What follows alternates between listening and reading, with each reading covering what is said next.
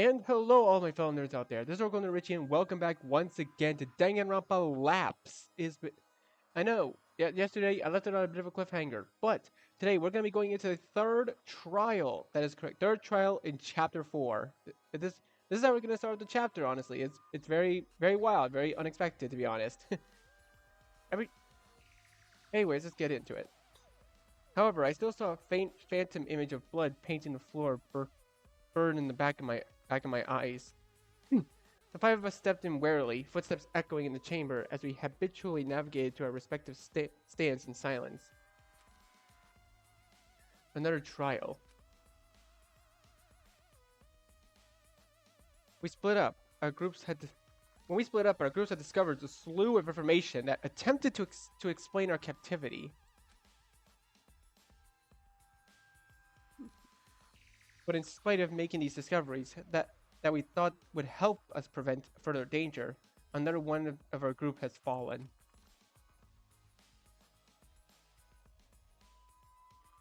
It is unfortunate that I must greet you like this, but welcome back to the trial grounds. A fuzzy hologram of Gia appeared before us. Oh, you're here too? Sure, whatever. Showing your face isn't really going to change anything, you know.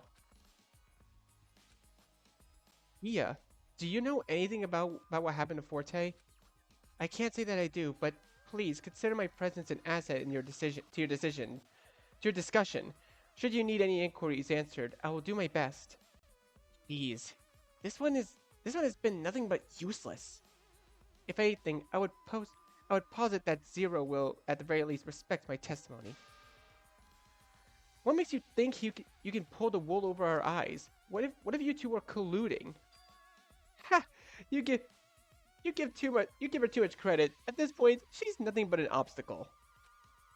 Eve, or rather, you know her now as Gia, knows zilch.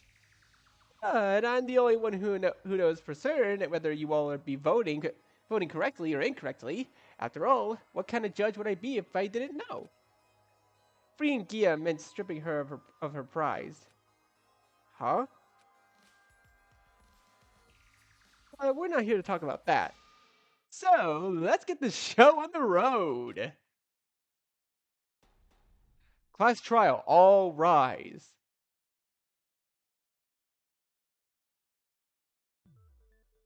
Let's go over the rules, shall we? No, we don't have to. We already know how the rules work, dude. Our victim today, Forte Solo, the ultimate opera singer. It's a real shame we never got to hear that bass baritone voice of his. C'est la vie.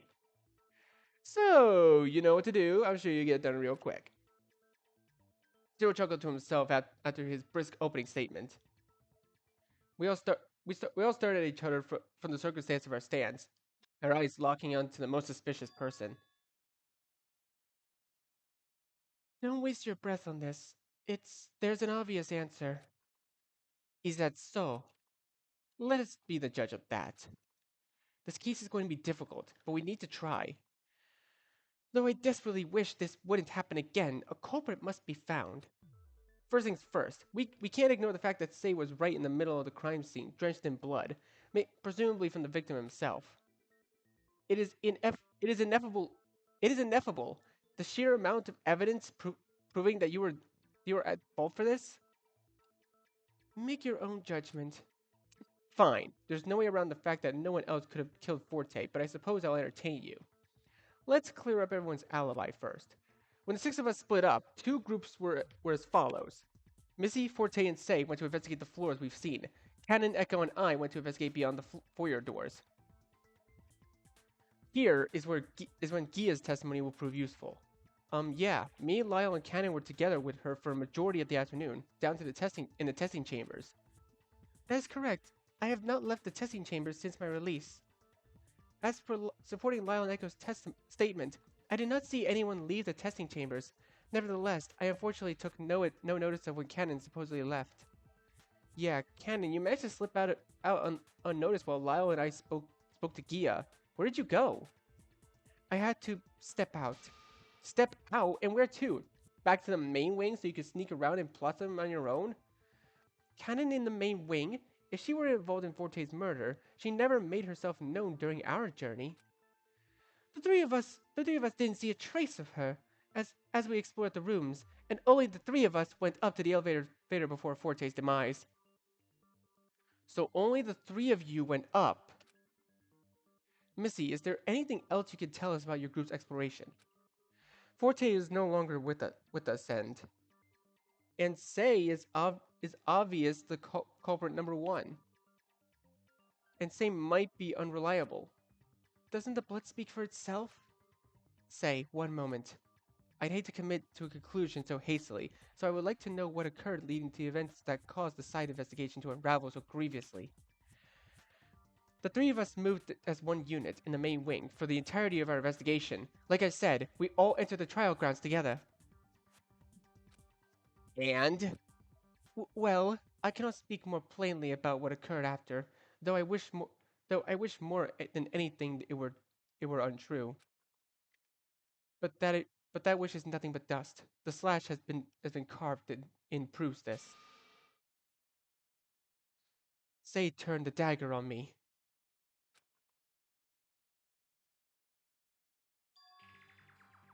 Clear as day. Sei Kono is the culprit behind Solo's murder. Hold it! If you ask, if you asked me to act right now, I wouldn't lay a vote against Sei. I was the only one present when she made her assault. I should know what her motive to cause harm was, and I say it was not with murder's intent. Sei still harmed you though. That action alone is indicative of more. Case in point, the very poignant murder of Forte. Are you protecting her? What do you even have to gain from doing something like that? Hang on. If Missy has an explanation, we should hear her out. I'm still apprehensive about voting too quickly, especially when we haven't even yet established any rhyme or reason. Indeed, my testimony is not driven by want to gain anything except the truth. What would I not be endangering myself if I voted against Say? Ugh. I see where this is going. Knowing tiresome you all are, you want to dig for a reason behind these sorts of things, despite seeing that the conclusion could not be any more telling. Fine, let's talk motivation. Just cut to the chase, will ya? It would be helpful. After all, Zero explicitly delivered motivations in different targeted ways over the course of the afternoon. Motivations. What could have caused Say to turn a dagger against Missy and possibly against Forte as well? And did hearing the other motivations cause someone else to behave differently? Hopefully, in turn, we might get to an answer to Lyle's question of what Missy might have to gain if she potentially were protecting Say. Here we go. Let's see what everyone has to say about their specific motives. My motive? It was a photograph. My motive, along with Cannon's, was delivered shortly after two groups parted ways. The photograph, the bloody portrait of a friend whom the dagger once belonged to. Say, the announcement didn't direct any sort of gift to you. That's right. I feel like we should question that. That's true. Forte's Solomon's song was announced first, and Say's announcement is... Oh, did she react to the message anyway? She didn't react in any particular manner, no. Nothing. It is only fitting of me. Is that so? It's possible that Say being left out might have left an impression on her. Okay, so it was nothing else then. Hey, it's the same. Bloody portrait. Trial. Okay, yeah, that's not it either. So process of elimination. Yeah, Cannon and Missy's were photographed. And Lao, your motive? It was the blackout, a result of my fear of the dark. Darkness? I wasn't aware something like that occurred. Yeah, but if you don't have any remembrance of it, it might have lasted for the duration when you were knocked out. I see. What does my motive have to do with the case anyway? Okay. Do you have to question everything, maybe? Based on the murder scene, we had a glaringly obvious culprit. Oh, wait, I guess I skipped a few things. My bad.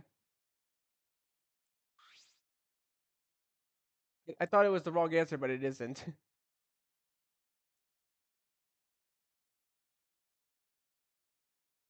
But none of us could understand why Sei acted such a way to make things. The timing and respective intensity is each individual motive. It must create some volatility in our headspaces, as far as I could tell. So now that I think about it, what if announcing them was the purpose, propose the motives? What? Announcing the motives? But why would someone else's motive affect anyone but the person it's meant for? Well, I was just thinking, I didn't receive a personalized motive either. But to hear that everyone got something that would try to provoke them to murder, wouldn't that be frightening? To hear who has motives and reason to kill, you'd feel tormented that others could turn on you. That's all I could think of. Say received her motive last, at least before Lyle's blackout. In that case, we're back to square one. Okay, discussion deadlock. Oh, wait, that's different. Wait, it's possible, but no buts. If you need more proof, let's move on. Oh, wait, that's a new thing. I never seen that. A deadlock? With the advent of Missy's claim of Sei's attack in mind, the next topic is obvious. That is, the state of Forte's body. Yeah, the victim report was extremely non-specific, more than previous. Vague, on purpose, most likely. There was an innumerable amount of stab wounds in his abdomen, likely from the dagger before it was finally stuck in his body. Stabbed? I saw. Cannon quickly fell silent. Something you want to share? Oh, that's right, Cannon. You didn't even see the body, did you? No, I didn't see the body. Then is something wrong? Nothing's wrong. Then why were you so shocked that Forte was stabbed? You clearly know something. Wow, ease back. But please, Cannon, if you notice something odd, we need your help. Something odd? My help? It's I I shot Forte. Huh? You did what? Cannon? That that's what you were up to. I You better explain yourself. Not only was the revolver out of Missy's hands when we met up with her, you also have no alibi whatsoever. I would hope Cannon isn't as contemptuous as the person you think she is to deny information as critical as this when cornered. But I must know as well, when did you come to the foyer, and to what end did the revolver's last bullet entreat to have finally been spent? Cannon freely admitted that she caused harm to Forte, but to know why she meant to do such a thing caused an anticipation to rise in my chest. I've been suspicious of Sei for a while. I had either a strange intuition or just another strain of bad luck led on me. What made me act was finally seeing that mystery announcer in the testing chambers. Echo Echo and Lyle discovered Gia, the voice behind Eve. So naturally, the Echo encapsulated person must be Sei's connection. What do you made what made you suspect Zero and Sei had a connection to begin with? I noticed her reaction to the first Killing Game announcement. She was transfixed on that voice, as if she heard it before. It's a small detail, but I couldn't shake it. From day one, I've only ever been suspicious of her. By laying low, she was playing the long game, but the plan had to backfire eventually, right? So I slipped out while Gia, Echo, and Lyle were talking. I had to investigate my apprehensions about her. Returning to the foyer, I moved warily. But I didn't find any trace of them on the first floor. The only thing I found was a photo on the floor and a puncture mark in the wall near the elevator. I just missed them. I noticed the elevator was at the trial grounds. I called for the elevator to follow after. Upon arrival, the doors opened, and Missy was suddenly flung into the elevator cab with me. She just dropped in, bloodied, and her head hung low. I thought she might have been dead. I looked in to see where her assailant was and saw Sei and Forte in the middle of a struggle. Even though Forte had a dagger in his hand, Sei was the one with blood all covered in her hands. He must have pulled the weapon away from her just after her attack. his attack. My suspicions about Sei were confirmed. She was under our noses the whole time, waiting for the right moment to strike. Missy's revolver had fallen out of her coat pocket. I grabbed it and didn't think twice. I fired it towards Sei.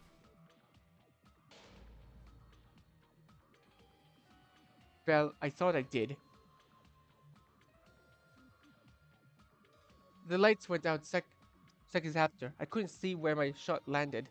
I couldn't run in and check either. Since the elevator shut in my face, it mechanically returned me and Missy to the foyer. I ran and I ran. A shot was fired. Missy was unconscious, and a blackout overtook everything. Does that statement help? There we have it. A confession. What? Wait. Wait for what? Is there any reason for us not to accept this as the truth? Well, no, but Cannon said she fired a revolver. A gun wound? Where? And that doesn't explain the lacerations.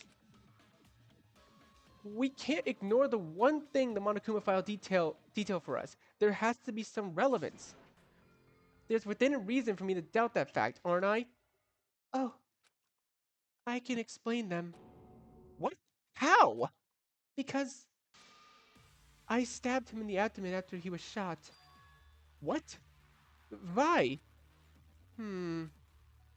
There's no use hiding it since you confessed. Truthfully, I couldn't believe it at first, but seeing how desperate she was, I ultimately wanted to help Cannon escape. Huh? After I witnessed Cannon shoot Forte from the elevator, he fell quickly, and I saw his bracelet turn pink.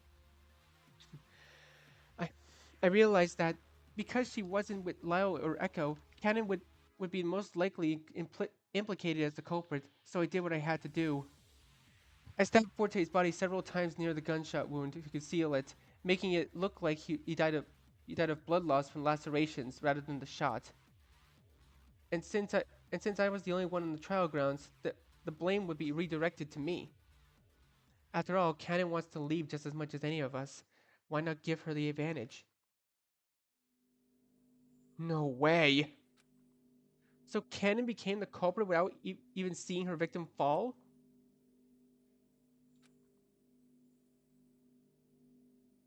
Is that it? I can't argue with that.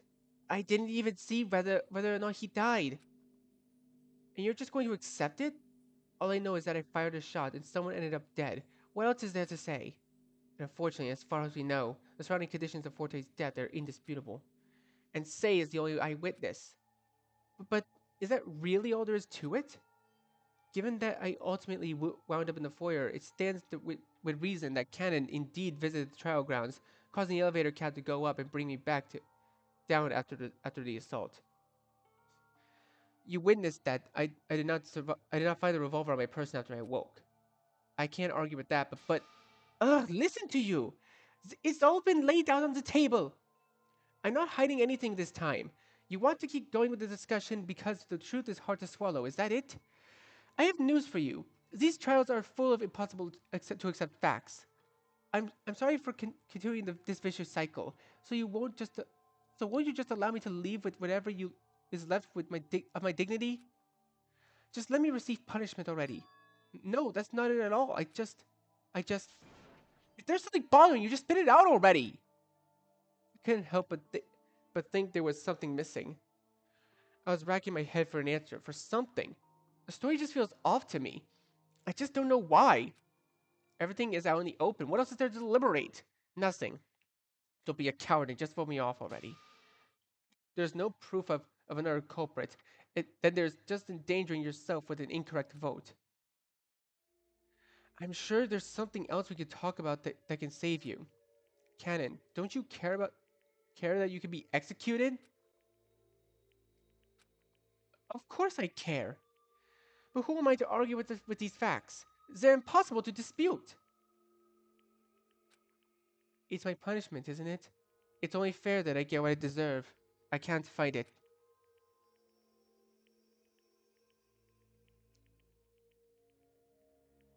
I didn't know what to think. None of us had an inkling of what truly occurred on the trial grounds. Cannon admitted that she shot Forte. Say claims that the shot was what killed him.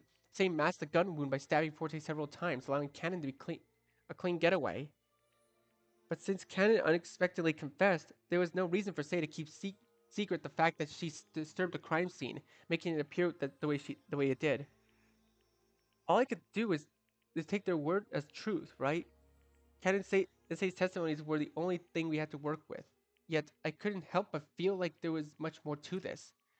I was struggling to find the truth to this trial, but would it lead me to a dead end? A dead end? Wait a minute. Missy said something like that when I went with her and Forte the first time. We ran into a dead end of sorts when we were investigating the courtroom. We couldn't find Zero or any other hints. And then and then we were all killed one by one shortly thereafter. But something inexplicable occurred. My consciousness faded. I returned to the time before we split into two groups. This time, when I went to Lyle's group, I had information I never could have known if I didn't go with Missy's group first. I knew testing chamber's code somehow, and that Pandora's incubated sister was Gia, the ultimate cartographer. Was it possible that I needed to pursue this dead end? I grit my teeth. I had an absurd idea. The discussion is over. There's nothing wrong. Cannon is the culprit. I looked over to my classmates who all had the same pained and startled expression at the finality of my decision. All of them were shocked except Say. That's right. Nothing is wrong. Zero silently obliged, calling forward the vote screens to the other students. Everyone was dumbfounded, but with no other option lay before them, only one vote was to be made. Hanan Ota. Oh, are we going to be using our powers? Court trial adjourned. Class trial adjourned.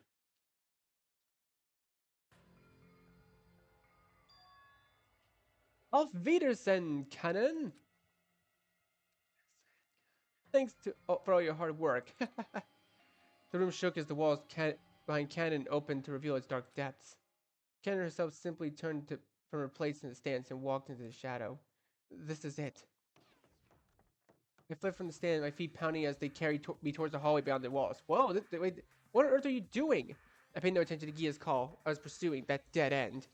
I slipped in, Gia's startled explanation along with the others, shocked cries echoing through the halls just before the walls shut. My head was thrashing from fear. Each breath I took was heavier than the last. I threw myself into an execution.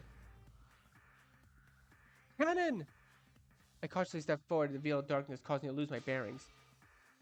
No, what the hell are you doing here? I blindly chased after Cannon's voice, each step taking an enormous effort as I fought against all my instincts of self-preservation. This isn't right. What do you mean? You all voted for this. This is my punishment, isn't it? I was closing in on her. That's right. This is your punishment. This is everyone's punishment. Wait, what? Wording machinery clicked into place as bursts of light flooded the room. The powerful lights bled through my closed eyelids, burning the back of my head. With each flash, the sound of an object darting through the air hit the floor before us, each shot approaching our very location. No, no, no, no! Cannon's cry pealed out amidst the sound of gunfire. Ah! All I could see was between the firing flashes, the silhouette of her body convulsed violently, with each pulling her body apart. A sharp object narrowly darted past me, tearing through my coat and breaking skin. Blood began to ooze from the cut. I heard Cannon collapse before me. I started towards the sound and tried to find her, guiding my hand through the darkness in vain. Ack! Pinpricks meet my hand. Needles? I felt around the ground and picked one up. It was smaller, a near invisible thing on its own. But when the shot was high speed with needles, became lethal. Another series of flashes fired up, blinding me. Between flashes, I saw a mangled body that used to be Cannon, now a disfigured, bloody mass. Ugh! The metallic taste of blood filled my mouth as I began to choke. A sharp pain melted its way through me throat. Ack! I buckled immediately, pangs of anguish over my senses. If I was wrong about this, if I was terribly, absurdly wrong, ridiculously wrong, then I put my life in danger for nothing. But,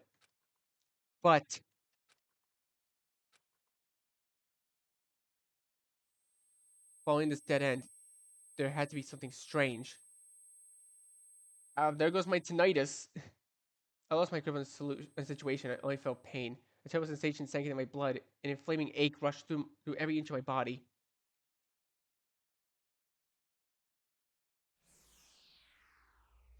Oh! If there's something bothering you, just spit it out already! I gasped in my throat. My skin was undamaged. Only starting phantom pain that needle pierced through my throat remains. I wiped it from the sweat of my brow and met the gaze of concerned faces staring back from my exclamation. Cannon alive once more, rivaled in my panicked gaze with her own stoic expression. Just a few feet away from me, she was still waiting for our vote. Are you okay? Swallowing hard, I finally realized the purpose of these harrowing, strange occurrences. They gave me a glimpse of everything that could go wrong. Somehow, I managed to escape death twice. Why was I able to experience an alternate history like that? I couldn't begin to fathom an explanation. I was trembling. My heart was hammering in my chest. I but if but if this were anything like the moment before entering the chest chambers, I steadied my breathing. There had to be something useful in that moment of time between coming to a consensus and the culprit being executed. If I gather what I learned from my two occurrences ending in death, perhaps I can put together a picture of what could have occurred. As far as the group is aware, the only clues we have to work with were found within on the crime where we found were on the crime scene, and there weren't many to begin with. Forte's body had multiple lacerations clustered into one area due to Sei hiding the gunshot that was inflicted by Cannon. He also had a small pool of blood near the back of his head. However, the other source of blood near the back of his head is what bothered me. Nothing clearly visible caused that injury. I didn't know how to explain the life-saving phenomenon I just experienced. But I knew I had the opportunity it gave me to find the truth. Look, I still don't think we have the full picture. Please, I can't vote for Cannon. So you're implicating Sei as well? No, not exactly. But her presence is important. If you think someone's missing, then shout it out. We won't know what's going on ahead of yours if you keep stopping the trial for no reason. That's the problem. I don't know where to start. I couldn't yet sway the group to the absurd notion that Cannon would be wrongfully executed. I I didn't have the means to explain how I knew such a. Just tell them you went back in time, dude. I just think we ought to continue deliberating details. There's something bothering me. If you could just entertain me with this, I'd like to further address the lacerations.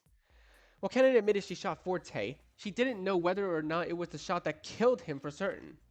I saw her shoot him. But let's say the shot itself didn't kill him right away. As far as I can tell, the stab wounds and the subsequent hitting gun wound weren't near his vitals. They were around his lower abdomen. And remember, the condition for lifting the darkness was to kill. Cannon, when did the lights go out? They went out seconds after I fired, just before the elevator doors closed on me. The elevator was still working, though. I couldn't see a thing, but I felt the cab move, bringing me back down to the foyer without a hitch. After I arrived on the foyer level, I waited out the darkness in the elevator cab before running off to the atrium. She waited out the darkness, and darkness fell seconds after she fired. Lyle, we were just as immobilized in the testing chambers as Cannon was in the elevator cab. It had to wait out the darkness as well, so... That means Forte wasn't killed immediately! Sei must have taken advantage of the injured state, taken the dagger from him with little resistance, and retaliated. He must have fallen weak from Cannon's chance shot, and when the lights went out, Sei stabbed him, finishing him off in the dark to lift the darkness. In that case, what you said about covering for Cannon was a lie. So you really stabbed Forte to death? Missy knows it. Cannon saw it too. I saw? I turned the dagger on Missy first. She has a scar to prove it. Forte would be next. What are you talking about? I only saw Forte with the dagger facing off against you. Then when did Sei acquire the dagger? If Forte didn't push Missy away in time, she would have fallen instead. No, you can't mean that. And why not? I planned that attack after I saw you pin the dagger to the wall. I took it. If you were planning to attack, why didn't you do so sooner? You had a perfect opportune time when we were all in the elevator going to the trial grounds. You're asking why I didn't attack sooner? What was stopping you from being? I'm challenging you to convince me, but your malicious intent. This doesn't mean to say sexy. That's enough. Yeah, like seriously, guys, I can't read that fast.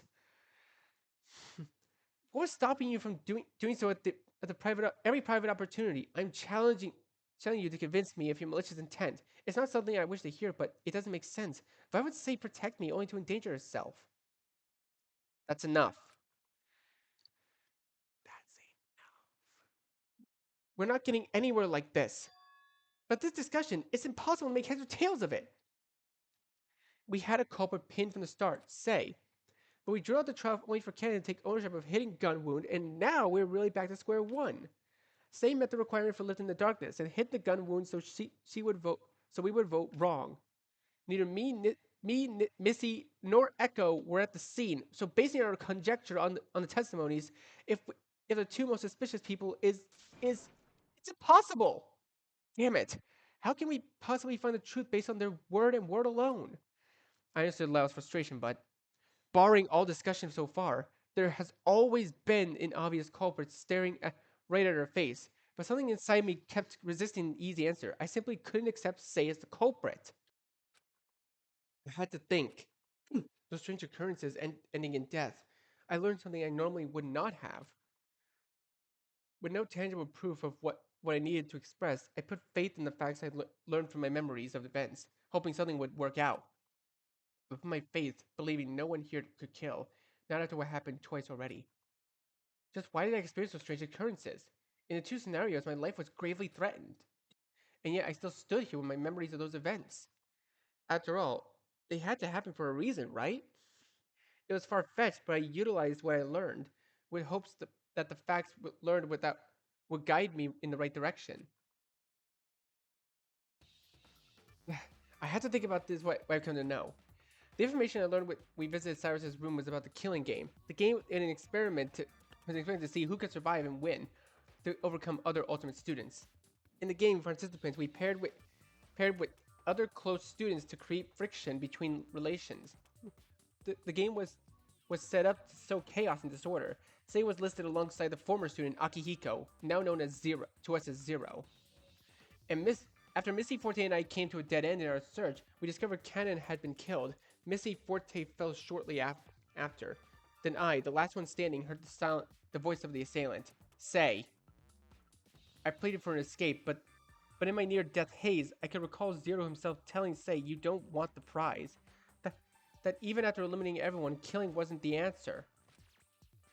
I was whisked back in time somehow, back to the decision that would bring me to this point alive. Those were things I learned from before falling to my demise, falling for a sparse moment, that is. Finding new life mysteriously breathed into me, I wandered a different path, utilizing information that I learned from the previous experience. And that information has led us, here, to contemplate another murder. Foolish to think that experience would be my last, as I would come to relive another near-death experience once again, when our decision became deadlocked. This time I risked emulating the strange dead occurrence to pursue the thing I believed I was missing from Forte's murder. A brief experience, but I saw the method Zero used to dispose of Cannon, small, near-invisible needles shot at high speed, little else before returning here. The truth felt close to, but I felt the apprehension rising in my chest. Sei, tell me, what happened to Cannon after Cannon shot Forte? What happened? I stabbed Forte. How many times do I have to tell you? You stabbed Forte, but did you kill him? Isn't it obvious? It's not. Cannon claims that before she shot you, Forte was the last one in possession of the dagger. The lights went out shortly after from that point. No one can really say who had the dagger. And though the dagger was plunged into Forte's abdomen, giving us the impression of it being the murder weapon, I can't help but think otherwise. Primarily because of the scenario we found ourselves in. There was a constant pressure put upon us with the personalized motives spread throughout the exploration, that is, until Lyle's final personalized motive. but the heavy darkness I stoke out of fear. We would be scrambling until someone acted maliciously from the previously set pressure.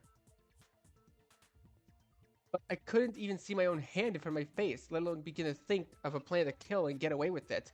So to carry it out to fruition would be near impossible. If the entire building was indeed plunged into such thick darkness, I can't help but think, how could any of us have killed Forte? Hmm. Hmm? That's interesting phrasing. Yeah, what are you onto? Recall when our group split. Zero mentioned something interesting. So you all decided to split up, huh? That's alright, no sweat off my back, figuratively speaking, obviously. Thanks to your fancy bracelets, I can't locate where you are. There's no escaping for you quite yet. It seems he is able to know our whereabouts within the building. In this case, he was able to locate us from our bracelets. Are you implying Zero has taken moves to actively, though discreetly, participate in the game with us? There's no going back. Yes. Yes, I believe Zero might have had a hand in killing Forte. Hmm? That's nonsense! Have you lost your mind? Where are you getting at this theory? I know you want us to entertain you, but this is a little much, isn't it? Lyle, please. I know it's a lot to ask, but I want you to trust me. I like to hear where you're getting with this funny idea as well, Echo. Lyle's intense leer burned through me, but he fell silent and allowed me to continue. He must be observing my next unpredictable move, just like when I suggested knowing the testing chamber's code. Zero idly gazed back at me, a complete poker face masking whatever scheme he was plotting. I felt a strange sense of conviction that connecting an execution method with the mysterious pool of blood in Forte's head would lead me to an answer I was seeking. I had to use what I learned from Kana's execution dead end.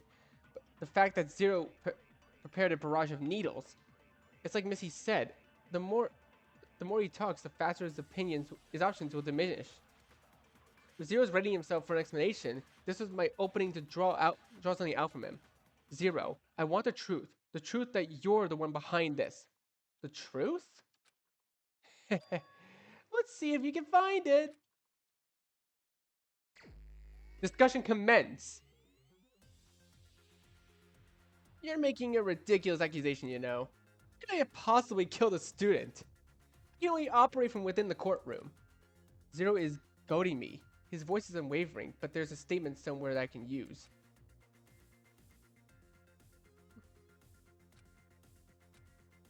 You can only operate from within the courtroom. Yes, as far as we've seen, you can operate from within the courtroom. But that's where the body turned up, isn't it? That much is obvious. The announcement summoned us to the courtroom, and there's no evidence crime. Wait. What weapon do you suppose I have killed him with? The only weapon available was a dagger. Say he admitted using it. I definitely didn't electrocute or use supersonic or anyone this time around. Face it, there's nothing in this courtroom that shows I had anything to do with this. The location.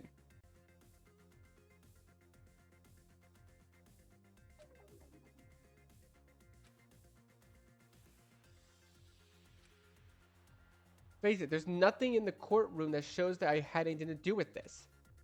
It's true that there was nothing in the courtroom, but there are things beyond the courtroom walls.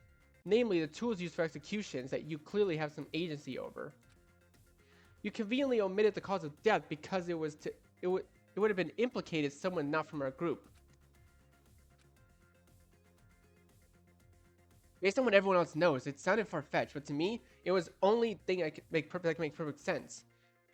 Zero seemingly had no power in the courtroom, proven by the fact that during the past two trials, the hologram's purpose has been purely cosmetic. That said, the machinery hiding behind the trial walls themselves could very well suffice, not only as tools for executions, but for murder in and of itself. That's how it's gonna be, huh? So you're implying I took Forte beyond the walls, executed him, and dumped his body back out? Why wouldn't I just execute him and leave his body with the rest of the punished students? He didn't do anything to receive an execution anyway. Not so heartless, you know. You're missing a piece to your argument! Echo, this discussion is going nowhere. What would Zero even have to gain from participating? Nothing to gain from intervening. And in my position, I certainly have nothing to lose. If the ultimate prize is so desirable when that even an arbiter of the game would want to win it, why didn't Zero simply eliminate us from the start? Well, I brought up a good point. I haven't unearthed anything useful from Zero yet. And that's within reason that if Zero wanted the prize as well, he wouldn't have survived this long. So there has to be a reason why. Echo discussion is going nowhere. I've done the game from intervening. My position is I have sort of nothing to lose. Hang on. Nothing to lose? The location and method was clear to me, but the motivation stumped me. I had to concentrate. If Zero truly had nothing to gain by executing us all, why did he only carry out a plan to murder one of the game participants? If he had nothing to gain, there must be something he didn't want to lose, something he wanted to keep. Something or someone. Zero and Sei, they have some sort of connection. That very connection could become the motive I'm looking for. Kinda noted seeing Forte with the dagger last, just before the lights went out. Since Sei is unscathed and the room showed no signs of a gunshot in the wall, it's clear Forte must have taken the shot. If Forte had the dagger the entire time, he could use it against Sei, and if Zero were observing his offense against her, then he would have a reason to consider Forte as a threat to Sei. That has to be it! It's impossible for me to assert with any certainty what exactly occurred in the courtroom. However, I can think of a reason why it happened. Yeah, right. It's not for the ultimate prize. Like Lyle said, if the ultimate prize is so desirable, why wouldn't Zero get rid of us all from the beginning? In that case, winning the ultimate prize has nothing to do with why Zero acted. Although he isn't strictly participant, he's still involved. That involvement, there's something connecting us as participants to him as an overseer. Lyle, you have something very important that will complete the picture. The note. It reads, if you recognize one of the symbols depicted, then you have finally found me and are safe. Please do not speak of the note's existence. Trust no one but yourself. Lyle discovered this note in the pantry after seeing Sei duck in there for a brief moment. Sei must have known something as early as the third day. No, even earlier since Zero's emblem was shown in the second day. It's like Cannon said, when the killing game announcement came on, Sei must have been clued in on the person behind it. She's known all this time and played us for fools by ducking out of confrontation. Sei is the other insider. Her student profile didn't explicitly document an involvement in the game, but her files were pairing along with Akihiko's, the one we currently call Zero. On the second day, when Zero summoned us to the atrium to present the special gift, this note must have been it. Based on what we know, I know it's now clear that Sei must have some insight on who Zero is. However, instead of thinking Sei was a spy within our ranks conniving with Zero to plot against us, Zero was the one trying to bridge the gap between participant and arbiter to intervene with Sei's safety. Huh? Wait! But if that's the case, why would Sei go out of her way to direct the attention of implicating herself as a culprit? Isn't that action in diametric opposition of what you're implying? No, I killed Forte. He deserved it after all. He would be forsaking her own safety by placing the blame on herself. Or she would be forsaking her own safety, my bad. The false culprit, causing us to vote incorrectly, inevitably causing us all to die. Zero has nothing to do with it. What Sei did Forte during the trial was her own volition, shattering the connection between her and Zero. If he killed to keep her safe, she completely threw the sentiment out the window. I'm the only culprit. Vote for me. Well, Zero, what do you have to say about all this? You'll never know the answer if you don't vote. If Sei confessed, what'll stop you from accepting her judgment as truth? You want to believe your friend, don't you? What's stopping me? I want to believe she could never do something like that. That's it? Just like your completely out of this world conjecture about me interfering, you have no tangible basis to trust her either. Such irresponsible thinking could lead you to an execution, you know. Zero wasn't going to be shaken so easily, but the fact that his arguments are lofty and just as intangible gave me some solace that I could turn this trial around. I could do so by focusing on the subject of his motivation.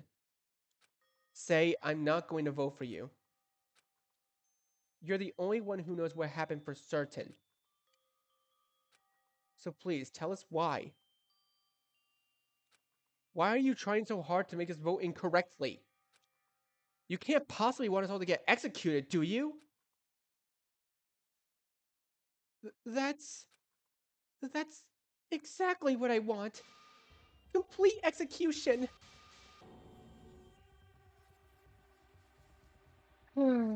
Even though Kenan admitted to doing something she didn't do, I went with it for the sake of redirecting the vote. Regardless if you voted for her or voted for me, it was going to be wrong and we'd all face execution. And we would finally be freed from this horrible game. Say, you can't possibly believe leading us to our demise is the right answer. Why not? I hate it. I hate it. I hate it. Pandora is gone. Art is gone. Cyrus is gone. Ashley is gone. And now Forte is gone because of me. I can't stand any of this. The pain and suffering, it's endless. Zero killed Forte to protect me, but I don't care. I don't know who Zero is anymore. I came all this way to find the shell of someone I knew. When will this nightmare end? When can we escape? Even if we don't kill, someone dies and we're still stuck. We're trapped, and I'm tired of believing in something that will never happen. I have nothing to lose and nothing to gain. Why keep going? What's the point of fighting? Everyone is slipping out of my fingers, and I'll be left alone. Alone? Say, look around you. You're not alone. What? You you say you have left to lose, but what about people standing right before you? We aren't enduring the pain, the guilt, the torment, or surviving for nothing. Endurance? Survival? Please, we can figure this out right now. Refute. It's pointless at the 11th hour. What what are they're just worthless. Say spiraling. I need to convince her she's not alone. Oh, I have to mash? Argue. But a complete execution won't solve the problem. There must be a way out. I'm certain of it. There must be, so please help me. Come on, I gotta mash, gotta mash, gotta mash, gotta mash, gotta mash, gotta mash. Forget? I want to stop this game too, but we shouldn't forget the turmoil our friends went through. Pandora, Art, Cyrus, Ashley, and Forte, we can't simply abandon our memories of them in the past. I'm not going to stop the game by voting for you. I'm not going to abandon my memory of you either. Me, but I don't understand. After what I've done in Sabotage, it's hopeless. Come on. That's that's not true. No, that's wrong. The truth the truth of hopelessness was staring us straight in the face. There was no denying it. But I felt a desire to combat the terror that hung over us. And above all, after experiencing what Say did to us, out of desperation, I felt a responsibility to vouch for her innocence, the only way I knew how. Say you're not alone. You're here with us as our friend. And you're not alone in feeling scared or hopeless. Everyone's trying their best to keep their head above the water. I don't know what will happen after this, or if we'll make it out, but we have to try.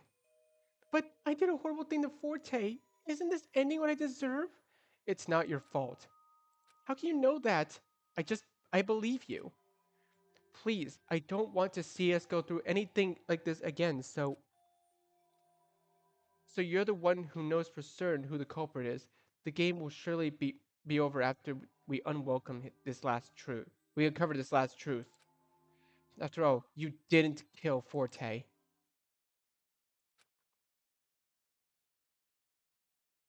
How could I? Of course I didn't kill him. I was so scared.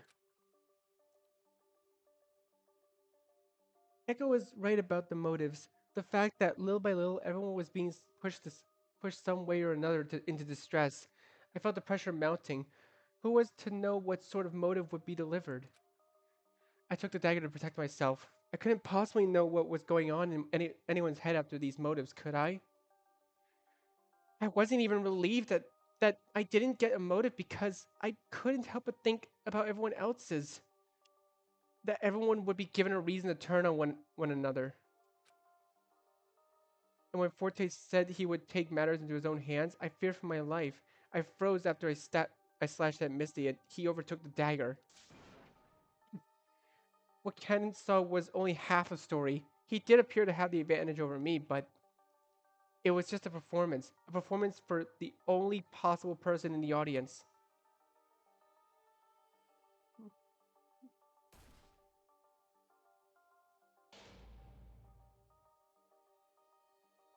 The lights went out.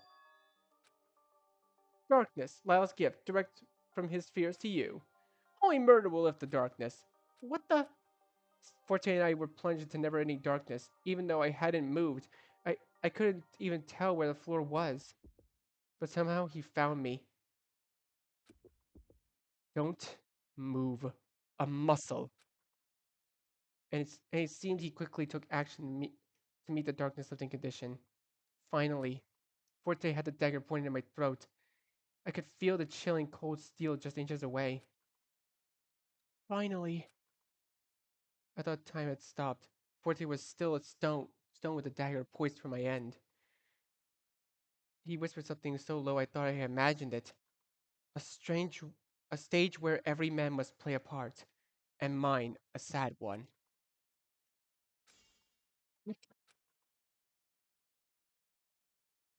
Then Forte just fell. When the lights returned, I saw his body laying face up and a small pool of blood was forming behind his head. I looked to see the trial grounds wall close steadily and the zero hologram and this awful dissatisfied expression. He made a gesture, like he was holding an invisible camera. Zero clued me in on who he was going to mark as the culprit, even though Zero killed Forte himself. Zero planned to manipulate the outcome of the trial. I could see his trial play out in my head. Forte's gun wound would have been the decisive clue. The pool behind his head probably thought to just be from falling an impact. I couldn't believe it. Forte was killed because of me, and Cannon was going to be framed because of me. I picked the dagger Forte dropped. If the culprit was never going to be found, I was going to make it the trial easy and direct the blame towards me, so the wrong vote and executions following could happen right away. Then we wouldn't have to suffer a long trial. This dreadful game could finally come to an end.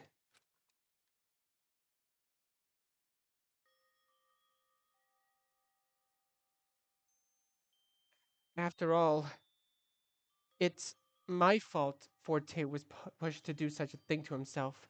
Killing his killing is the only answer here. So he was forced into a corner, using me as bait to sacrifice himself to Zero. He went through those lengths for me. Why didn't he just kill me and be done with it?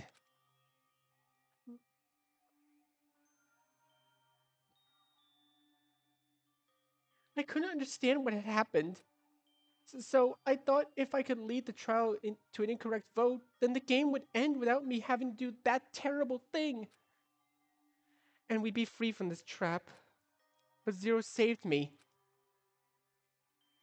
He took you out of harm's path. At least that's what he thought he was doing. Say, you knew that he was trying to manipulate the blame off you. So why did you try to redirect the vote to yourself? Because I have nothing else to look forward to. I ended up here for one reason or another, and all signs have pointed towards demise. Because even after all that, whoever that Zero is, he isn't my friend anymore, and now I have nothing. Say, you must know that now that we're here for you. Missy's right. We've been trapped, that much is certain, but we're not isolated. We have each other, and together we can help each other build up hope for escape. You don't need to act alone. Akihiko, we both wanted to save someone. You truly think this was the answer? Do you don't truly think this is the answer, do you? Manipulating the trial like this, it's unruly. Akihiko isn't here anymore. Since giving himself up to the game, his consciousness has been long gone. Being so disillusioned by the way he and his fellow ultimates were treated, He dropped everything and he let himself be consumed with despair. It's poetic, isn't it? He gave himself up because this game was the only thing he could cling to. It gave him purpose. In fact, Gia is also holding out to the killing game. Can you really trust her? After all, she oversaw the game just as I am, before you released her, that is. All she did was watch. Watch and let Pandora die. You have no idea what the sacrifice I went through. I see that I see that the idea that you think I'd idle and watch her die. Uh-huh. And what have you done since to prevent it? You didn't try to stop her assailant like I did you? So, do you think Gia is on your side, spouting empty sentiment and rolling over doing nothing but watch the game carelessly take lives? I'll tell you what, your friend Gia here did something very interesting. Don't you dare demonize what I did! Excuse me, I never killed anyone in my game. You, on the other hand, why, you disgust me. I invited you to open the foyer doors so one of these fools could deliver your punishment. They have no reason to trust you after all. There are no rules, save for one. Those who kill should not get away with it. Let me let me give it one more try. Gia isn't your friend, not a chance. She has played this game once before and will do anything to keep herself from losing going forward. Even from the winner's circle, she did what she could to gain the advantage. She's the one who trapped you in that ship. In this ship. Ship? Even if someone won this game, there would be nowhere to go. You're completely sealed in. Like to die in isolation, confined in these walls. It's crazy, isn't it? In fact, trapping you all may be a ploy for her to kill again. Why not? It'll prove once more that she's deserving of being called an ultimate. You don't understand. I did what I had to do. Oh, of course I don't understand. You're the one giving hope to these people, yet all you've done is cause trouble.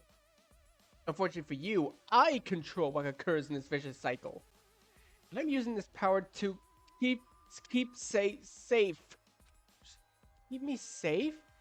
You should have never brought me here in the first place. I know. I was tricked.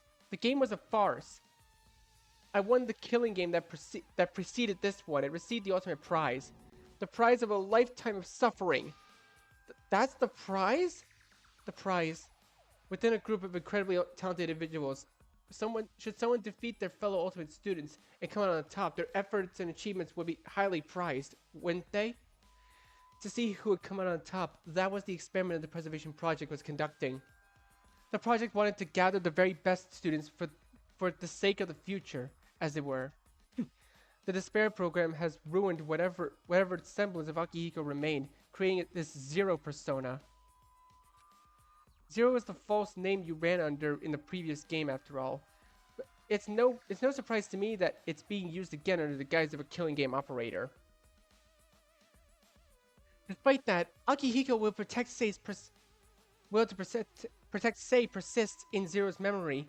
Forte must have taken the risk to see whether or not the entity connected to Sei would act. I hardly recognize him anymore. His voice is the same, but I don't know who that is anymore. There's no trace left. That's right. He's a shell of his former self. The game and all its terrors now inhabit the ultimate radio host. Aki wanted to erase the wrongdoing he committed in his game, and... What?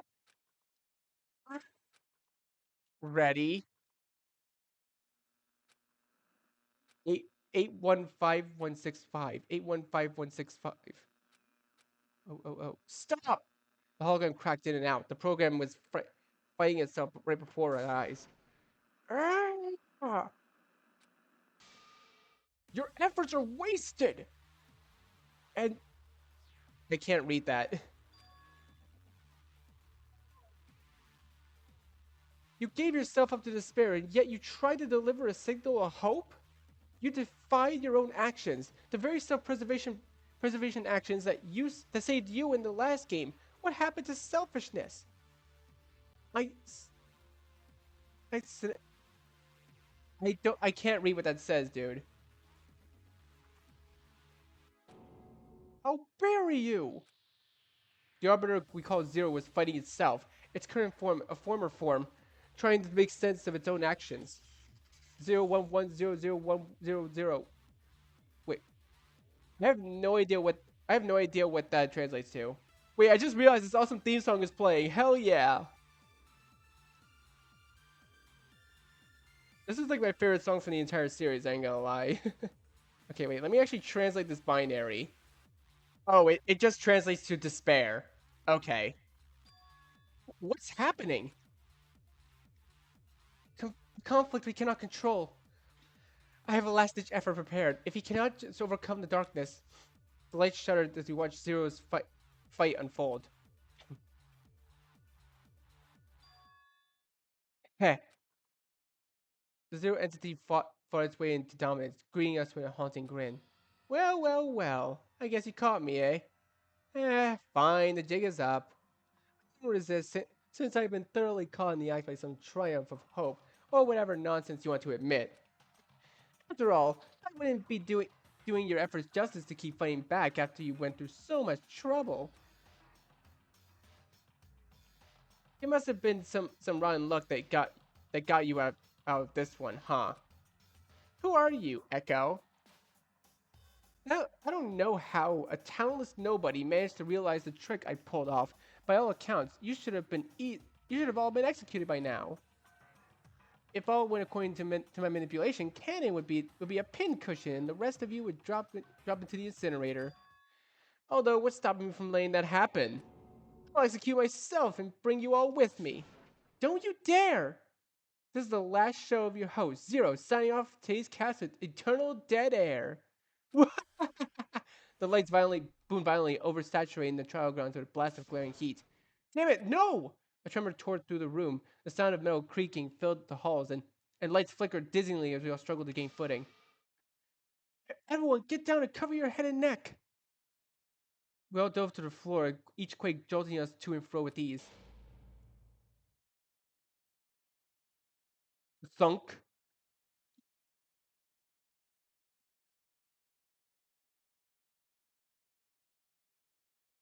The shaking came down to a low rumble, and the ground eventually settled into stillness once more.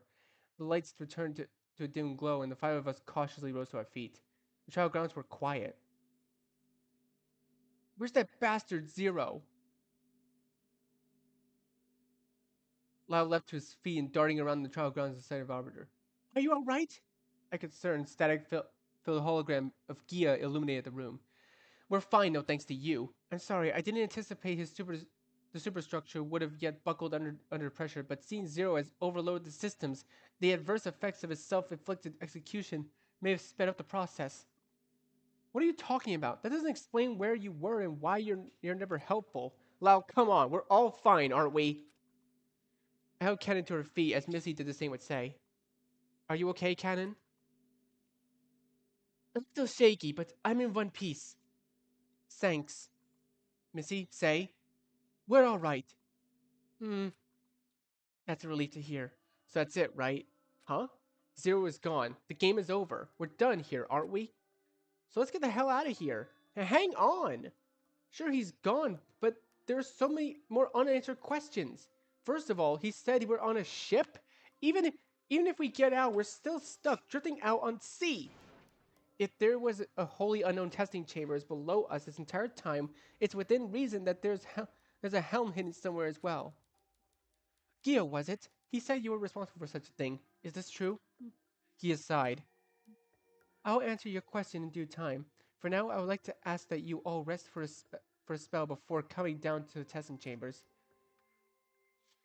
It's been a long few days for you all. What? And let you just jump ship a concealed exit passageway while a guard is down? No way! Lyle, I understand your desire to push forward, but a break would allow us to sort our thoughts. Please, I'm not going anywhere. I will await your arrival. Gia's hologram clips out of the rest of us shuffle idly. Lyle huffs and shrugs as he made his way into the elevator. Looks like that was the end. There was no vote, no execution, just the end. Although Zero's destruction provided some relief, it still left uneasy.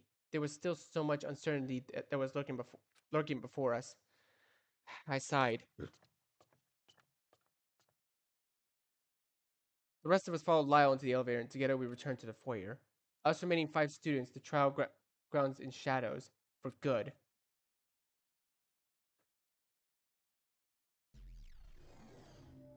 5 students remain. End of chapter 4. Damn. All right. Deadly. Oh, that's not the end of chapter 4. Chapter 4, Deadly Life, Endless and Unfamiliar. Oh, that's why it looks like this. It's an anchor being detached. That makes more sense. Well, Missy, Kenan, and Say and myself. Only 5 of us remained. Our group, cut brutally in half by the game we were forced to participate in, found its final survivors. In that very same order, we trudged out of the elevator cab and returned to the foyer. All right. I believe I'm going to be leaving this video here for now. So, oh wait, no, actually, we're in the epilogue right now, so I guess we might as well finish it. You know what? Yeah, you know what? Might as well finish it in this part.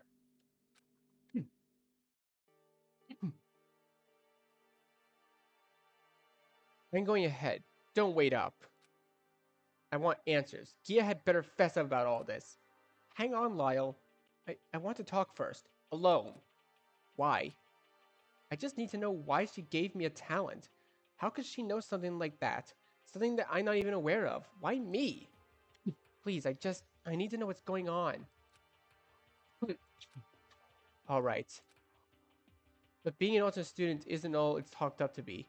It's a world of misfortune. I know. Lyle shuffled off towards the foyer door's entryway. The rest of the students stood by as well. It seems no one else was quite ready to go down. I wonder what was going through everyone's minds right now. Alright, let's talk to each one. So the game is over. We can only assume. Gia probably knows more about the situation, though. It gives me peace of mind to learn that none of us would perpetuate the mutual killing game. That said, she let out a weary sigh. Even my fortitude has its limits. You say that no one would perpetuate it, but Sei tried to further the game, and didn't she? She went so far as to hurt you. Would you believe me if I said I didn't feel malice interactions? Huh? Fear is a fiercely powerful tool that shakes us out of our most rational thoughts. The threat of life strikes at the heart of any primal existence, doesn't it? Chalk it up to a knee-jerk reaction. I posed a potentially dangerous question that caused Sei to react sporadically. Remember, she did have a dagger for a period of time before our entering the trial. She could have taken any open opportunity if she were driven by malice. An odd move, but it was her move nonetheless. And my move will be to forgive it. What move is next for us, do you think?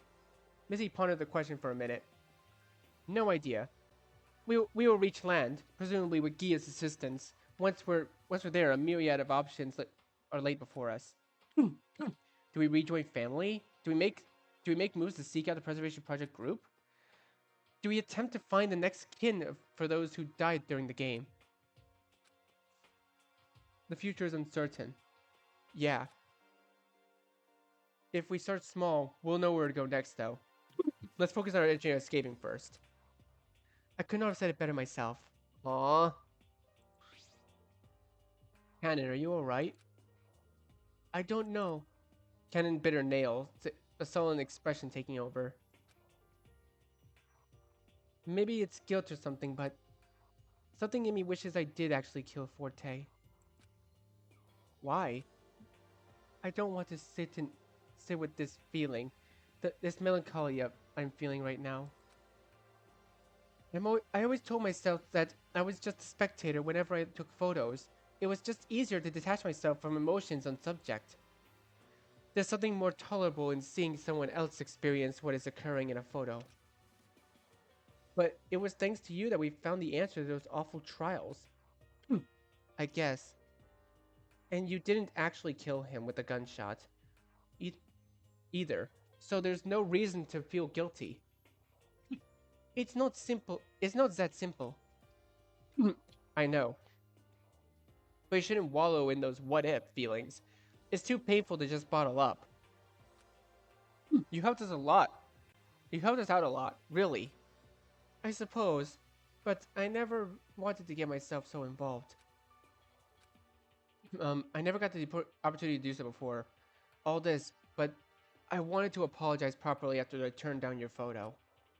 Don't worry about it. In fact, just forget it. I didn't particularly like the photo anyway. No, I shouldn't have been so harsh. I stuck my hands in my coat pocket. Huh? Somehow I found the torn photo in my pocket. I lined the two halves together. Here, you should keep it. You, I know you weren't really close with anyone, but, well, I just hope you know we still think of you as a friend. Kenan carefully took the two pieces from the inside. Thanks. Let's get out of here alive. Oh, she's smiling. Say. Say? Are you okay? I am sorry.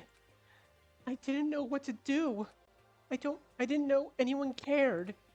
The only answer I could see was to have it all come to an end, once and for all.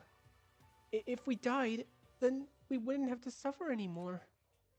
It wouldn't be an easy way out, but through that suffering, we'll find things to live for as well. I'm sorry again. You don't have to be sorry. I understand it must have been frightening to be alone. I mean, I'm right there with ya. But we're not alone now. You have me, Lyle, Missy, and Cannon. Say turned to me with a gentle smile. I returned a small gesture. Oh, my girl. Dude, I actually love her as a character, to be honest. She was really well written into the story. We'll be okay. We'll make it out of here soon enough. It's strange. When you say we'll be okay, it feels like it could be true. But what comes next? I don't know. I want to see Ashley's father. I think I have a responsibility to tell him what happened to her after that. And after that,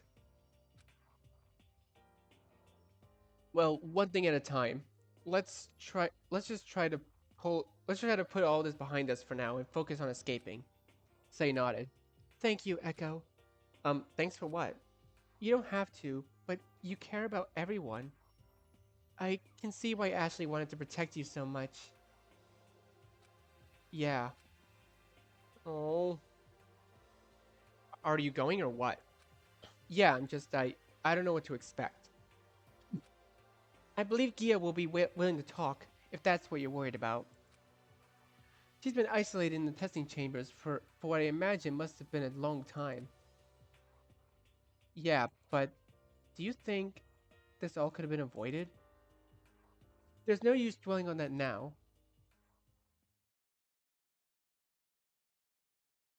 What's done is done. We should push forward.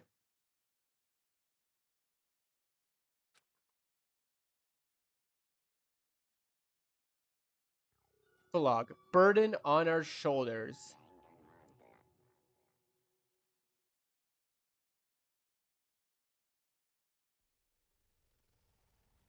Congratulations. The rest of the class has been eliminated thanks to your tireless efforts. So I did it, eh? Yes, Zero. You've won the ultimate prize. But may I ask something? Why did you use an alias? Isn't it obvious? The game's all about distrust. A fake name to stir up trouble, of course. It was too easy. I see. By utilizing that distrust, you've earned yourself the final prize, Zero. Or rather, Akihiko Quartz, the ultimate radio host. I did it. The prize is yours. You rightfully won your place and will join your friend in the winner's circle. You have become one of them. Huh? You have become the ultimate prize. Oh, hold on. What are you talking about? Join her. That's Gia. This is this is where she's been? She's been with us, benefiting the world. I can't that can't be right. And you will become the prized ultimate student alongside her. No, no, no.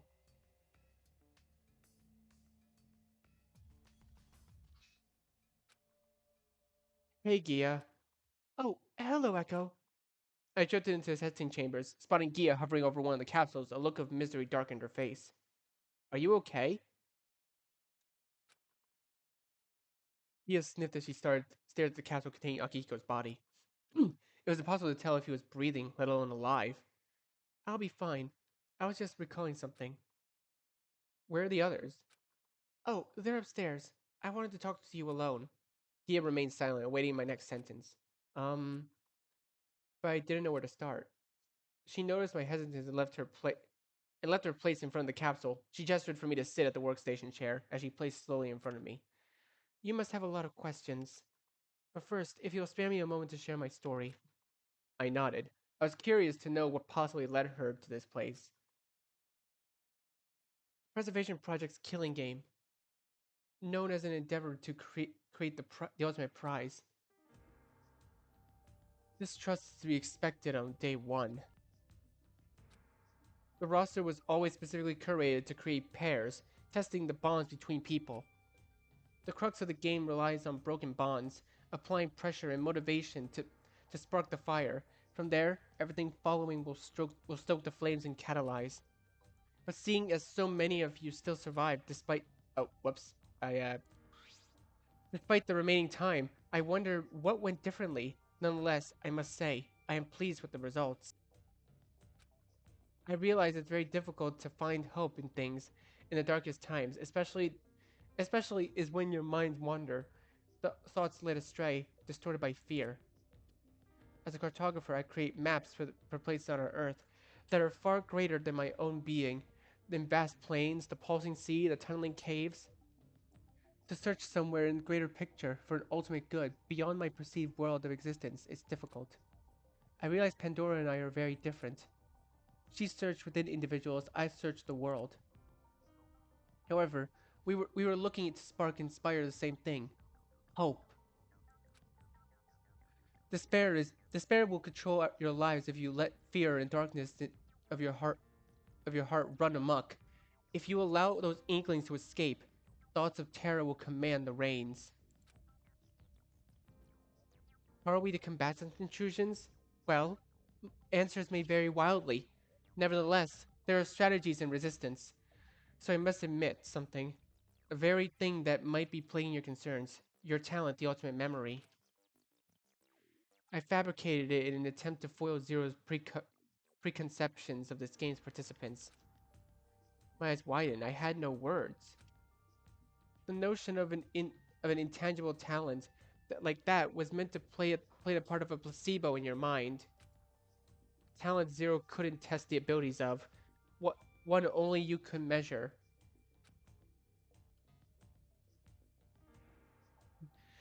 I hoped it would give you some peace of mind. It we would worries if of not belonging. But memory? But memory? Not exactly. To give a technical term, you had the talent pertaining to memory. You would have you have been properly deemed the ultimate mnemonist. However, to give succinct a succinct title would prompt Zero to test it. I could not allow it. What kind of test would he have given? The most immediately telling test would be would be speed cards. You you are given a deck of shuffled cards in which you recite back all 52 exact order as fast as possible. I if you were an ultimate student, that fact would have been quickly dashed or proven that with one simple test, my counterattack against Zero would have failed. What? That said, non I purposely non-specific in bestowing the ultimate memory upon you. I had hopes it would gel with Cyrus's falsified talent charisma. I I admit it was an interesting decision he made with that one. Wait. Although I had not been speaking, I felt breathless. So I was just a tool? I felt a stone drop in my stomach. No, a tool is far cry from what I would call you. You exhibited a strength I did not expect, which was the ability to see through Zero's ploy. Strength? And more importantly, you saved your fellow students. You're a wild card. Or perhaps you do indeed wield a special ability. You maintain your constitution even under immense pressure and stress. Stop! Gia was shocked into silence at my outburst. Gia, I understand that you must have been through a lot. I really do. But to manipulate me, us, around this game as pawns, isn't that too cruel? Isn't that action in itself becoming just as bad as the people who trapped you here in the first place, utilizing alternate students as a means to an end? You're the product of their tests. You should know better than anyone to toy with people's lives. Gia clenched her hands together. Her eyes fell into a glazed state. I could see her straining to adjust her thoughts. She blinked slowly as her and her gaze met mine once again. I, I apologize. Putting you all through this, it wasn't meant to happen. It's true I failed to cultivate the hope required to withstand pressures from the killing game. I failed Aki in the end. It's not that. I think you need to take a step back. People aren't just instruments being molded for use. As far as I've seen, everyone here, ultimate students notwithstanding, has the potential to inspire hope. We won't get anywhere by recklessly pulling strings, nor will we get any results by forcing a result. Gia was silent and unmoving, as if she were holding her breath. I'm sorry. I never understood Pandora's methods, but I think I see now what she was doing. Her ways of inspiring hope would start small, and would crescendo and grow into something powerful. Why did I not see it until now? It's too late to mourn the past. Perhaps some things are just meant to happen. All we can do is take small steps forward towards the future, each moment after. Gia sighed and nodded. She fell silent once again. Her expression was tight, her head wilted, heavy with regret.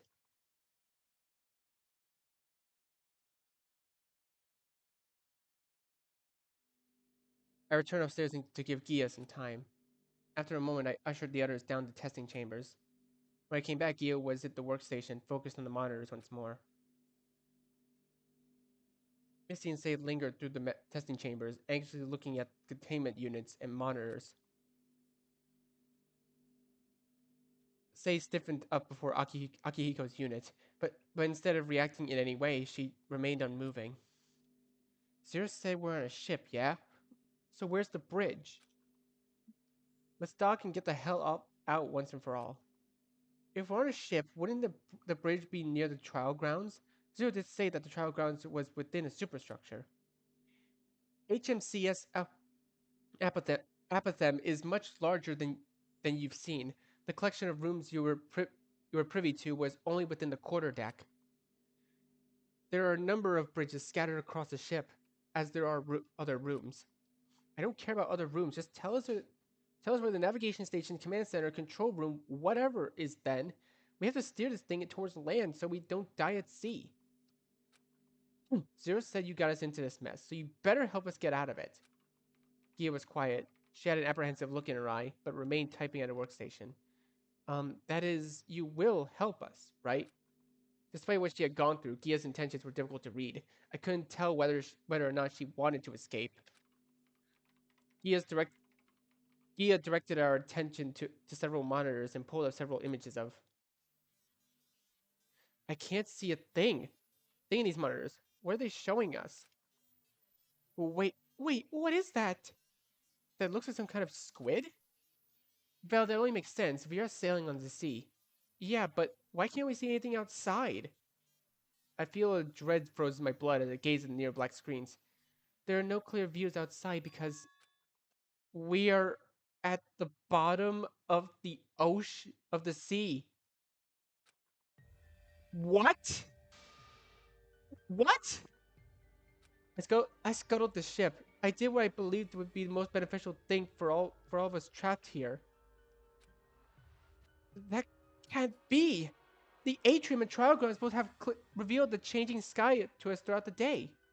Simple glass projections. The ship is equipped with bleeding edge technology.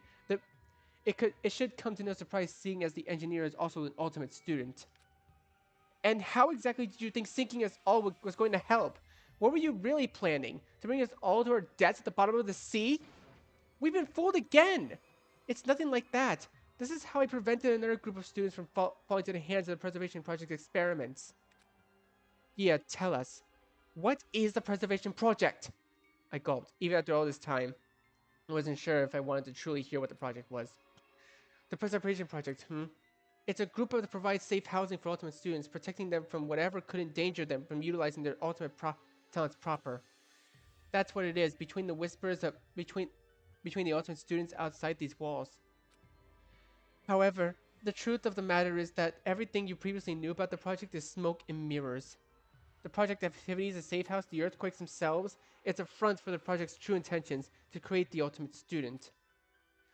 Something of this magnitude would obviously require immense resources.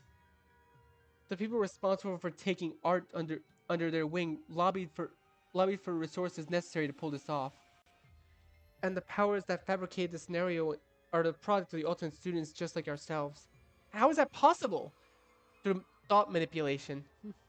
With the correct seeds planted, one known as the ultimate psionic was able to cause distress, pushing pushing students towards the people project's so-called safe house. The reach of their ability requires two keys: something visual and something auditory. And one of those seeds must have been the letter we all received. There was a distinct watermark at the bottom of the letter. That must have been the visual key. And the auditory key must have been Aki's voice casting projection information out. Therefore, the reason why Echo wasn't aware of any of this was because they never experienced exposure to either of those two keys. I was speechless. So, it was a mistake that I was included in this group after all. But after being here to help everyone, it would be cruel to call this a mistake.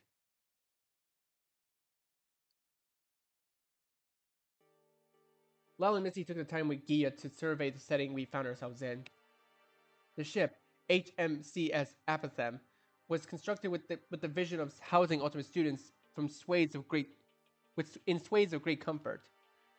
The preservation project acquired it soon after its conception, as the location for its experiment, a constantly moving location that would be difficult to reach by ordinary means. The conductors of the experiment are situated offshore to prevent loss of people in their own ranks. The game was to be remotely conducted with a proxy serving as the host. Zero occupied that service, offering himself in decided despair after his own win. To combat their puppet strings, Gia stripped the group of our whereabouts by taking control of their main asset and casting it far beyond their reach. Our underwater demise sat 3,000 meters beneath the pulsing icy pressures of the North Atlantic Ocean. The closest land was the shore of Greenland. The situation felt bleak, but Gia reassured us that somehow she had prepared for this. She ideally wished to be able to save everyone. Regardless, 5 survivors was victory still in her eyes. Gia's unrelenting search through the testing chambers database revealed little about the Preservation Project group. She was frustrated but determined still. Though she was the winner of the, she was a winner. There had been others that had been moved from the testing chambers due to poor health or experimentation overextension. Even among the array of winners, she had little company. The 6 of us were steeped in thought as Gia continued to employ herself in search of knowledge. But it seemed that nothing damningly confidential was saved on location. Exasperated at the lack of further information on the private group that held her captive, Gia silently threw up her arms in defeat. We should leave. There's nothing more I can do here.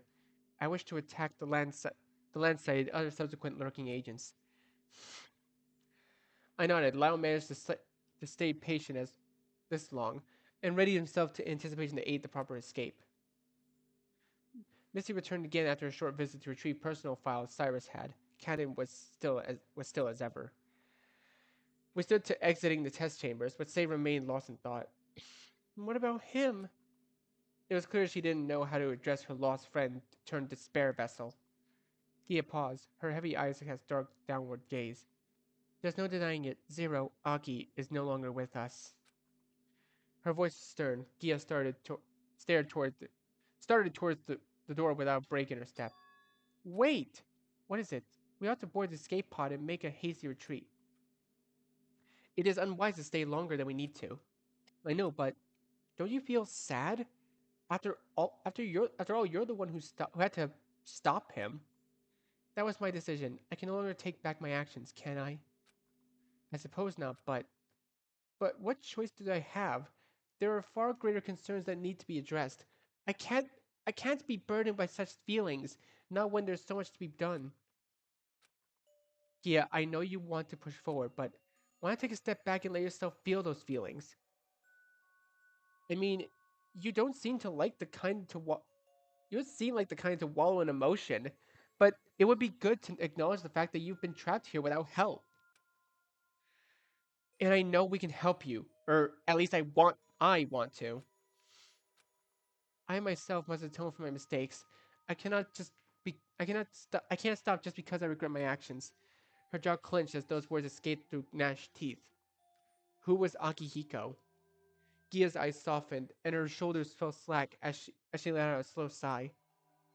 Just like all the others we've lost, he was a friend, a piece of me now gone missing. These parts of me have been carved out. The parts that Pandora called her sister, and the parts that Akihiko called his friend. Those pieces of me no longer exist. Death owns those memories. Her eyes glassed over in deep oblivion. Gia. It's a dreadful thing I forced you all into. No one else was meant to bear these horrible experiences except me. I shouldn't have to fight through these feelings alone. Or you shouldn't have to fight through those feelings alone. It's my responsibility due to my failure. Shouldn't I be the sole recipient of such consequences? I would let despair destroy me first if it meant I were able to command its damage singularly to one and none other. Yeah, all your efforts would be meaningless if you let yourself be killed before making any change. Indeed, such a loss would be absurd if you didn't make a significant move to stop the project that apprehended you so. Well, I don't know what it means to you, but I still have this. Say produced a small golden disc. So don't let despair consume you yet. We're depending on you, just as you can depend on us.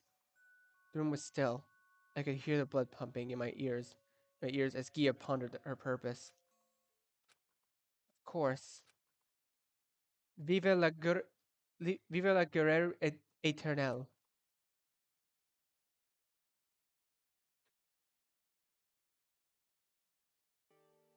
Leaving the testing chambers, Gia led us to the elevator.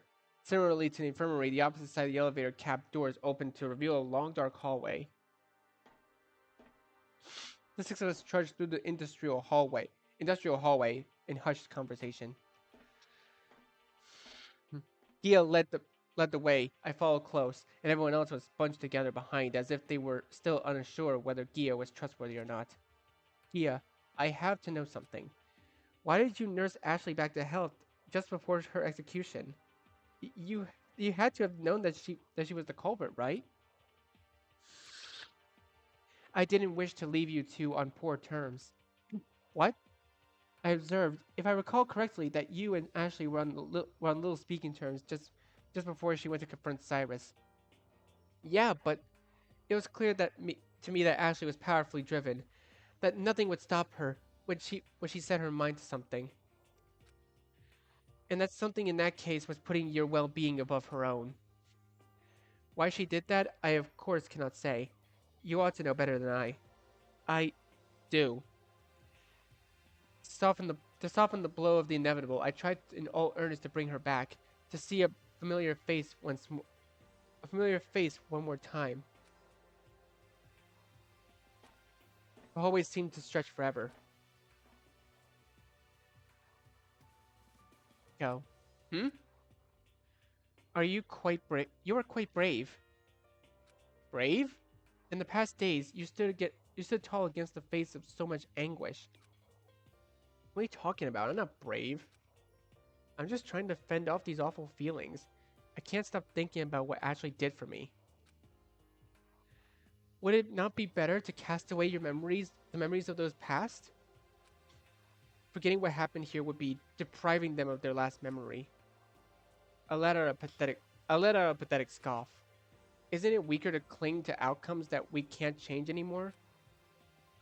I wouldn't go that far. The fact remains Pandora was inspired. She saw something special about you. Is that so? Like a candle, a small flame creates a vague net of salvation to cut through darkness, all while steadily burning their wax bodies away. That said, the next torch awaits even the slightest bit of fire. We turned the corner and we were met with a hatch door. I climbed into the escape pod.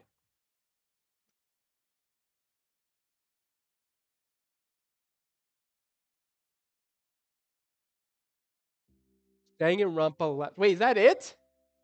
Is that the end?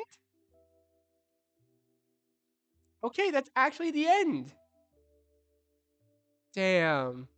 We get to see the characters we've grown to love throughout this entire game. This was awesome, honestly.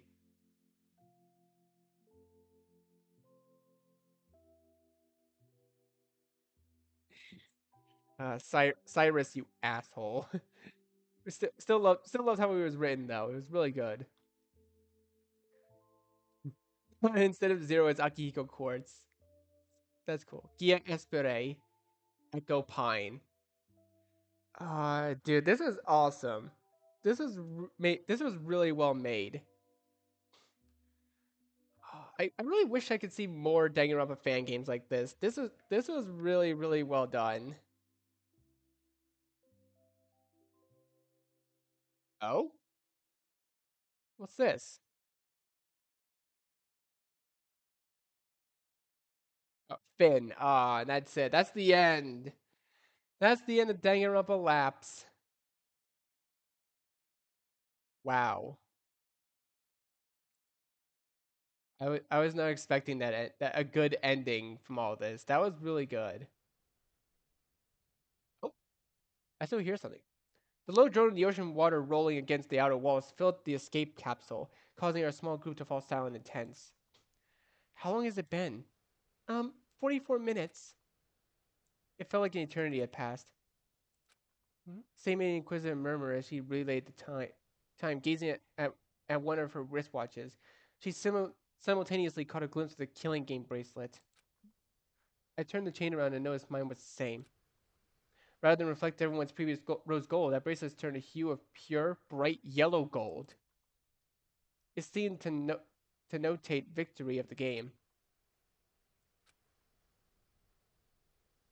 No one saw any desire to make a small talk during the resurfacing, as if conversation would distract from our escape.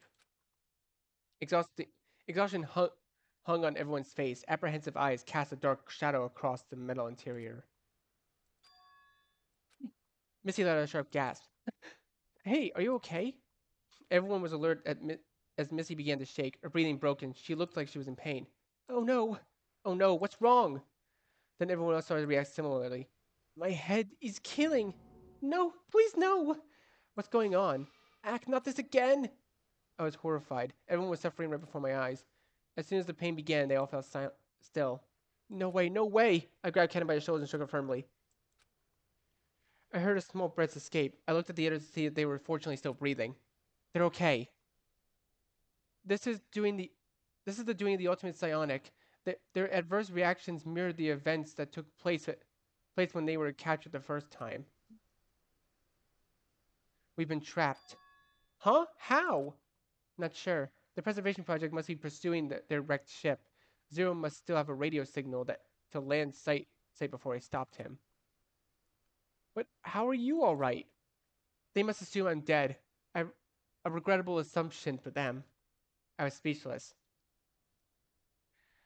Just when I thought it was over, a new complication threw itself before our escape. And me? Gia looked at me with raised eyebrows. She was surprised. You're you're lucky. We're also the ultimate lucky student. Let's go. For all intents and purposes, that's a joke.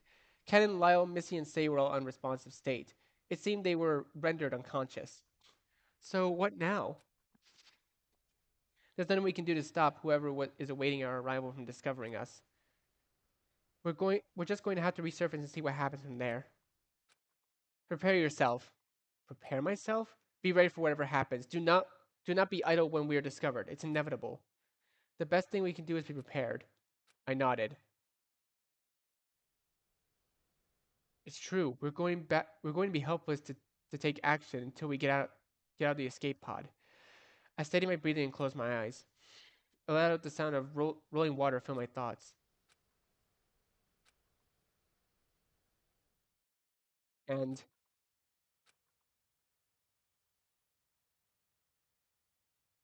I racked my brain, thinking about that evening.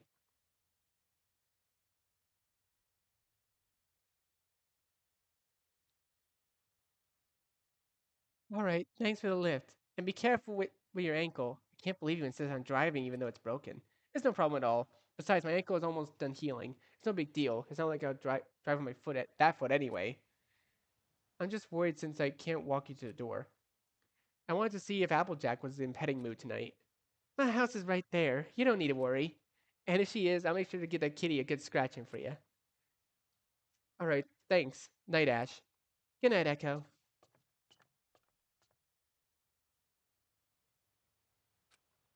The porch light hasn't turned on.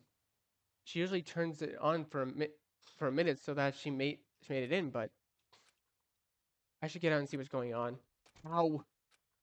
Oh, there it is. Well, time to get back.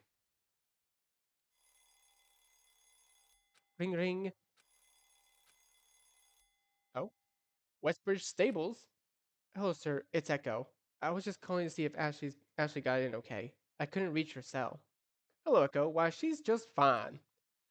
I believe she's busy with a small matter at the moment, but nothing to worry about. Oh, can I ask what's wrong? Nothing is wrong, nothing at all. In fact, it's all very good news. She was approached by a gentleman who was responding an inquiry in regards to her horseback riding. It's a fantastic opportunity, that one. I wasn't aware she signed herself up for such a prestigious thing. I'm told that a pro golfer Campopiano fellow was going to be there. I see. That's great to hear. I'm absolutely chuffed. My girl is off to do great things, I tell you. It's a winding process, I'm told, so it'll be a while yet before she'll be able to spare the time. I see. Please wish her luck for me. I'll have to give her a call back when she's free to hear all about it. Will do. I'm sure she'll be over the moon talking your ear off when all the formalities have been taken care of. And Echo, I'm happy Ashley has a friend like you. Thank you for taking care of her. Not a problem. It's the least I could do.